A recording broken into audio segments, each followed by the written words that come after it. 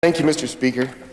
As it's Good Friday tomorrow, starting this year's Easter weekend and the Jewish Passover, it's a time to remind ourselves as we sit here in this beautiful chamber that the King of our Queen was born in a stable, grew up a carpenter's son, and hung out with fishermen, tax collectors, and sinners.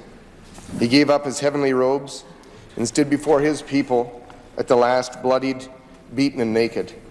He laid aside his heavenly crown for a woven crown of thorns, and the praise of angels for an angry, incited mob shouting, "Crucify him!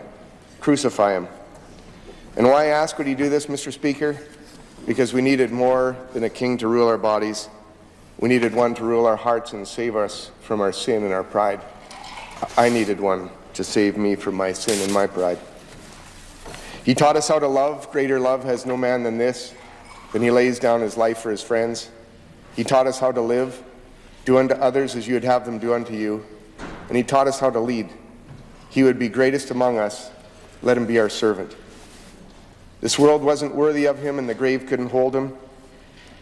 So though Friday was the day that Jesus gave his life for all people, Sunday's the day that he rose from the dead, and we celebrate his victory over sin and the grave.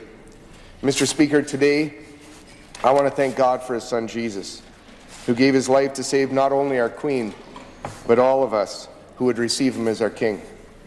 Thank you, Mr. Speaker, and may we all enjoy this Easter and Passover holiday.